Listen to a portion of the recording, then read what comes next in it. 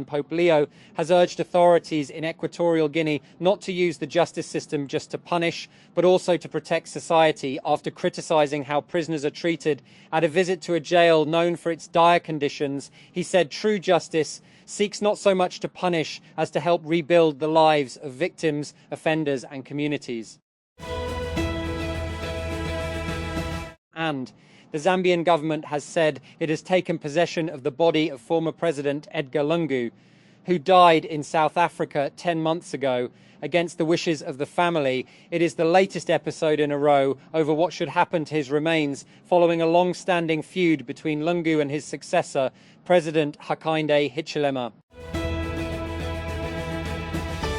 That. Two trains have collided head-on on a level crossing northwest of Copenhagen, leaving 5 people critically hurt and 12 others with minor injuries, medical officials say.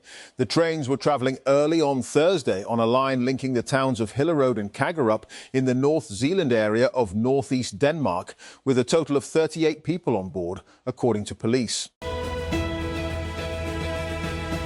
And Islamabad is a city on hold, gripped by the limelight of its own success, host to something potentially historic. But it remains unclear how distant that may be. 5-star hotels in the Pakistani capital have been empty and awaiting diplomatic delegations for a next round of negotiations this week between Iran and the US. Bougie restaurants shuttered their kitchens and their usual well-heeled clientele, unable to make it past army and police checkposts strategically sprinkled at almost every major city intersection. That, Ukraine's President Volodymyr Zelensky admitted the war in Iran has taken the focus away from Russia's aggression against his country, telling CNN it was a big risk to think that efforts to end the fighting in Ukraine can't restart until the conflict in Iran ends. That, speaking to CNN's Christian Amanpour from the presidential office in Kyiv, Zelensky said Wednesday that while technical talks with the United States are still happening, he doesn't see the opportunity to meet until the question that the case of Iran will be closed. And infantry officer Alexei Mikhailov just spent 343 days without leaving the front line in what his battalion believes is one of the longest combat deployments for an officer in the Ukrainian armed forces. His lengthy deployment in the woodlands between settlements in the eastern Zaporizhia region underscores Ukraine's severe lack of manpower as the war drags on after more than 4 years. That, seriously fractured, is how President Donald Trump described the Iranian government when he extended a ceasefire to give it time to come up with a unified proposal. That, Iran's failure to show up in Pakistan for a second round of talks with Vice President J.D. Vance showed just how disjointed the leadership had become. The White House argued observers of Iran see things differently. That, Iran has insisted that the United States must end its blockade of Iranian ports before talks can resume. And many analysts say the leadership is more cohesive than is being put. And Lebanon's Prime Minister has accused Israel of war crimes after an airstrike in the south of the country on Wednesday killed one journalist and seriously wounded another, Amal Khalil, who worked for Lebanon's Al Akbar newspaper and was killed while carrying out her journalistic work. According to Lebanon's national news agency, NNA, she is the 4th media worker slain by Israel in Lebanon since March. And the other journalist was identified by Lebanese authorities as Zainab Faraj, a freelance photojournalist. Al Akbar is a left-leaning pro-Hezbollah newspaper. And Shai Gilgeous-Alexander scored 37 points and dished out 9 assists, leading Oklahoma City to a 120-107 home win over the Phoenix Suns and giving the Flat Thunder a 2-0 lead in Flater first-round Western Conference playoff series. The victory on Wednesday, however, might have been a costly one for the hosts. And the consensus World Cup favourite could be in danger of missing its top attacking option after Spanish forward Lamine Yamal sustained an injury while playing for Barcelona on Wednesday in a La Liga match. According to reports, club officials believe Yamal sustained a torn hamstring, though a full prognosis won't be known until he undergoes scans on Thursday. That Pakistan Railways has completed the upgradation of its reservation office at the headquarters, introducing modern facilities aimed at improving passengers' services and ticketing efficiency. The office has been fully renovated with updated interiors and new furnishings as part of efforts to enhance service delivery. Federal Minister for Railways Hanif Abbasi is expected to inaugurate the upgraded facility in the coming days. And two trains crashed head-on near the Danish capital Copenhagen on Thursday, leaving several people injured, police and media reports said. Media reports said 17 people were injured, with 4 in critical condition, following the collision at Gribskov, about 40 kilometers north of Copenhagen. That Cursor, an AI code generation startup co-founded by Pakistani-born Sualeh Asif, has secured a $60 billion acquisition deal with Ezon SpaceX, according to multiple reports on Thursday.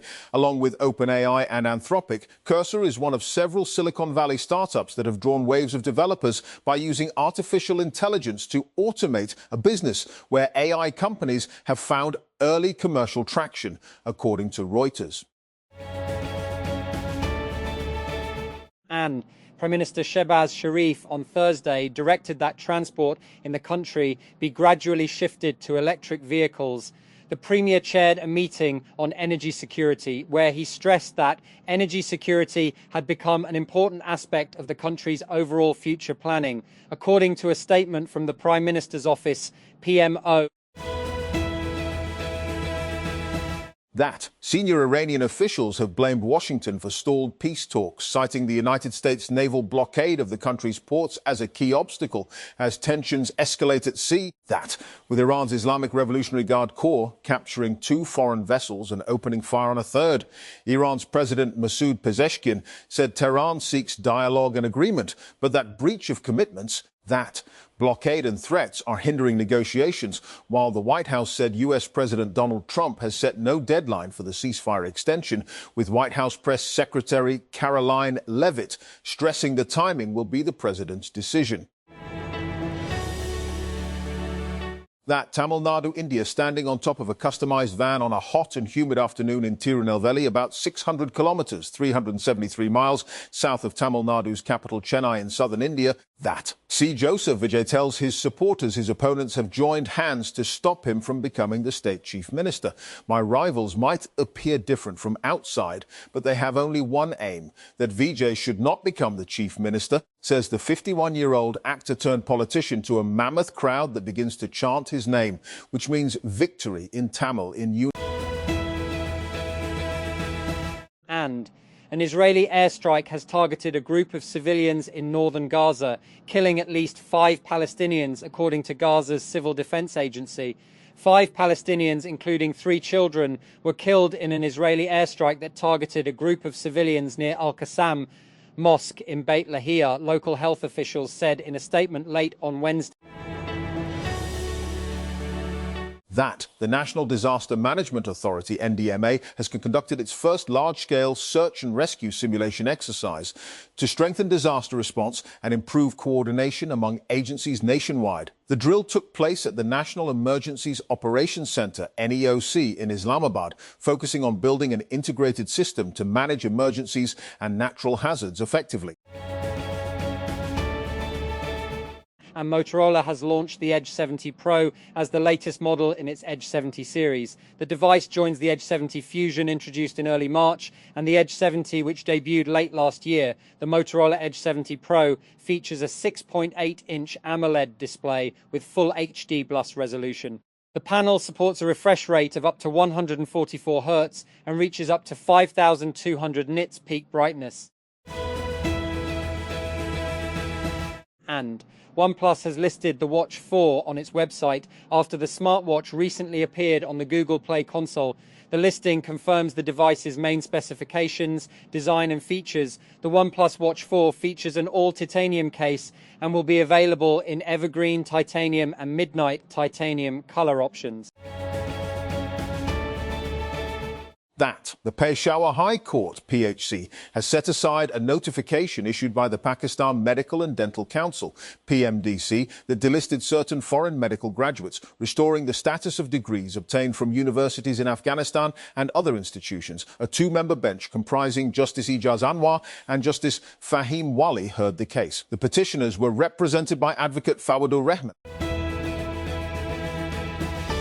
That the Punjab Home Department has introduced a modern digital registration system for security companies and private guards across the province to improve monitoring and accountability. Under the new system, registration has been integrated with the Punjab Safe Cities Authority, making it mandatory for all security companies to complete their registration through a dedicated safety application. And voting began on Thursday in two of India's politically key opposition-held states, with tens of millions casting ballots in West Bengal and the southern Tamil Nadu. Prime Minister Narendra Modi's Bharatiya Janata Party, BJP, the ruling party in the national parliament, is hoping to make inroads in the opposition strongholds. And Chelsea Football Club have parted ways with head coach Liam Rosignol after losing 7 of their last 8 matches and failing to score in 5 straight league defeats, their worst run since 1912, leaving their Champions League hopes in serious doubt. The decision was announced just 4 months after Rosignol took charge in January, replacing Enzo Maresca. That the Power Division has rejected reports claiming that the federal government has introduced a new requirement for solar consumers to obtain a licence from the National Electric Power Regulatory Authority, NEPRA. The reports suggested that recent changes made it mandatory for consumers installing solar systems, including those opting for net metering, to secure a NEPRA licence. And the federal government has launched a one-window clearance strategy to modernise airport operations and streamline passenger processing across Pakistan. Interior Minister Mohsin Naqvi chaired a high-level meeting with officials from the Interior and Defence Ministries to finalise the plan. And Sindh Inspector General of Police Javed Alam Oho has announced strict action against vehicles without number plates, stating that violators will now face FIRs instead of routine challenges. Speaking about ongoing enforcement efforts, the IGP said police have intensified a crackdown across Karachi, using safe city cameras to identify traffic violators. And the Bank of Punjab has entered into a strategic memorandum of understanding with Stacks, marking an important step toward transforming Pakistan's remittance landscape and strengthening the country's digital financial ecosystem. And the MoU was signed by Munib Ali, the co-founder of Stacks, and Zafar Masood, the president and CEO of BRP, reflecting a shared commitment to innovation, financial inclusion, and the development of faster and more efficient cross-border payment solutions for Pakistan. That Pakistani cinema is gearing up for another eventful Eid, and a new film has entered the ring. Louvre di Sound, starring Farhan Saeed and Mamia Shajafar, is all set to hit the silver screen on Eid-ul-Adha. The film's first teaser dropped on Wednesday, and it looks like we're about to see some action-infused romance in the narrow lanes of Old Lahore. And Interior Minister Mohsin Naqvi met US Chargé d'Affaires to Pakistan, Natalie Baker, in Islamabad, where the two discussed ongoing diplomatic efforts to hold a second round of US-Iran talks. The Interior Ministry said, according to the Interior Ministry's statement during their important meeting.